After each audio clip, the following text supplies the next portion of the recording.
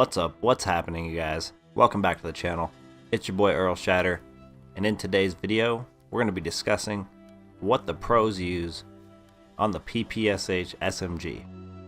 The class setup includes grip, quick draw, advanced rifling, running the airborne division with hunker, machine pistol with extended mag, a sticky grenade, and a flashbang basically. And a majority of the pros were using this class. An alternative that I did see as well was running the armored division and hustle, so there was that also, but this is what I saw a majority of the pros running the PPSh using on their class. So in the gameplay in the background, I am actually running as close to what I can do for their class. I'm running the same exact Scorestreaks. I am running the same class setup. I am playing a game mode that you would see them playing, and I wanted to make it as close and as accurate to what they would be using as possible, so that's what I did.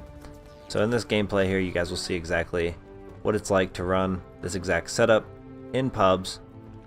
The reason they are able to use these class setups and be a little bit more efficient than we would be able to in public matches, and as you guys will see here, we'll talk about, is because they're playing a completely different game than we do in our public matches when they're playing competitively, as they have a lot of things that are banned on their side of the game that we do have access to in public match, that makes their game a lot more enjoyable when coming head to head in combat. So they're able to run these class setups that actually aren't necessarily ideal for public matches. Some of them are actually quite opposite of what you would use in public matches. For example, using Expeditionary, that's the #1 choice in divisions in public match. In my opinion, I feel it's the best, but you go over to the competitive side and you see a lot of airborne. If you're using SMGs and infantry, if you're running an AR, so that's a lot different than you would see running public matches at this current state of the game.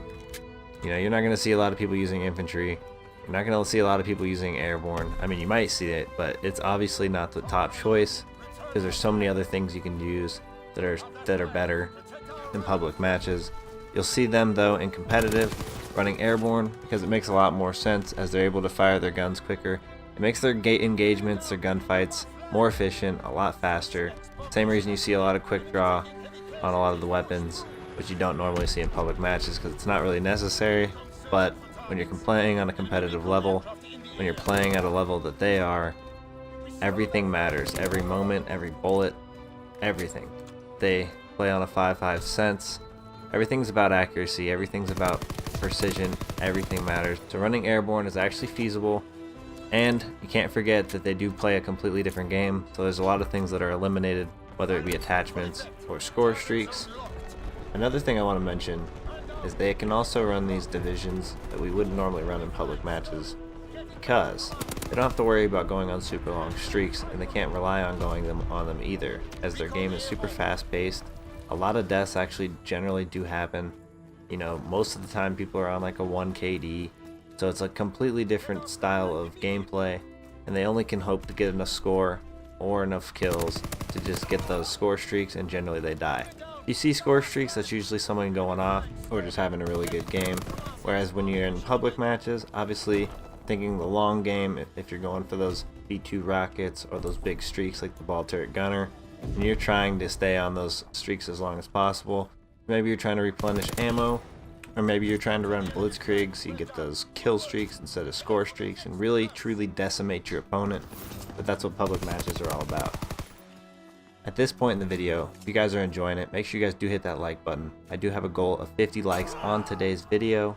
Also, if you guys haven't, make sure you guys hit that subscribe button if you're enjoying the content, alongside that notification bell so you guys actually know when more videos go live.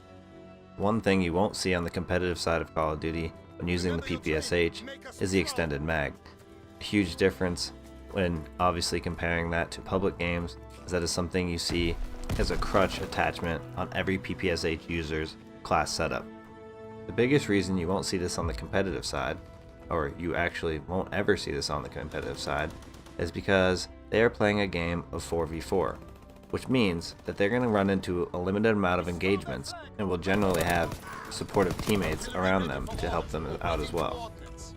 they're more than likely never going to run into more than 4 people. Obviously, that's enough time to then reload and get ready for more gunfights.